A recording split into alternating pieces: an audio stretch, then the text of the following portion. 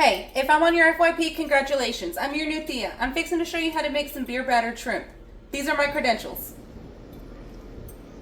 So hit that follow button and come on, let's go. Get your sink and put some water in it. Then throw your shrimp in there. I'm using about 1.5 pounds of shrimp. Then you just want to peel that, take the skin off, take the tail off. Take the shit out. If you want to leave the tail on and remove it later after it's cooked, go ahead. I'm taking it off right now. I like to take it off because there's always a little bit of residual poop at the very base. Once that's done, just give it a quick wash off and throw it in some ice water. And then just repeat this process until you've gone through all your shrimp. For my batter, I'm going to use about 1 cup of all-purpose flour, about 1/4 cup of cornstarch, about 1 teaspoon of baking powder, about 1.5 teaspoons of garlic powder. If you like garlic powder, add more. About 1.5 teaspoons of paprika, some salt, and a little bit of black pepper. I'm also going to use about 1 teaspoon of Old Bay seasoning, then just whisk all your dry ingredients together. Now, if you want more of one particular spice, go ahead and add more of it. This is just how I'm doing it. Is this recipe the same each and every time? No, because normally I just eyeball what I throw in the bowl. You get what you get and you don't pitch a fit. Add in about 1/4 cup of milk, and then for your beer, you want 1 12-ounce Dos Equis beers. This one is the Amber Especial. Now, the key to this recipe is you have to use a can opener from South Padre Island. It has to have a shark bite coming out of it.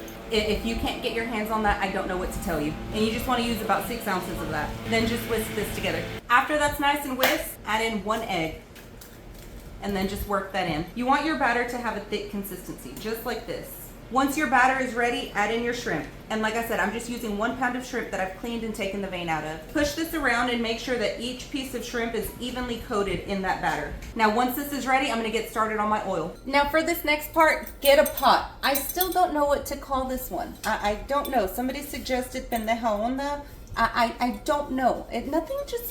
Nothing really rings to me. So if y'all have suggestions for what I should call this piece of the pendeja beater series, please let me know. You just want to start heating that up, and we're going to throw in some oil. You want your oil to be about 1/2 inch deep. Then just let that heat up. Once your oil is hot, grab a piece of shrimp and put that in there. Do not overcrowd your pan. You want to cook about 7 to 8 pieces of shrimp at a time. Then grab your chingadera and give these a flip. Let these cook 2 to 3 minutes at a time. Once they're nice and golden brown like that, set them on a plate that's been lined with paper towels. Then just start on your next batch.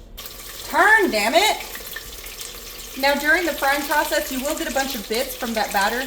Go ahead and scoop those out. Now, if at any point you notice that your oil is starting to get low, go ahead and add some more in. You just need to make sure to let it heat up to temperature. Now, because I'm making shrimp tacos, I do want some chipotle sauce. So I'm gonna go ahead and make just a quick, simple sauce. I'm gonna start with about 1/2 cup of Mexican crema, about 1/4 cup of sour cream. I'm using just a little bit of Miracle Whip because it does have a tanginess to it that I like. About that much.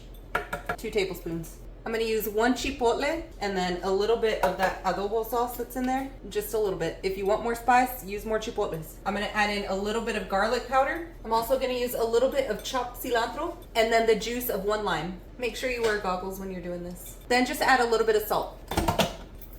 Add your lid to that and blend. If y'all keep grabbing that shrimp, we're not going to have any left over for these tacos. Now to plate this up, I'm only going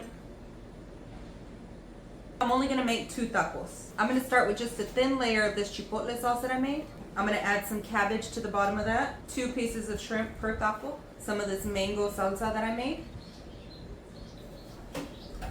And then just a little bit more of this chipotle sauce. Look at that, y'all. Alright, let's take a bite.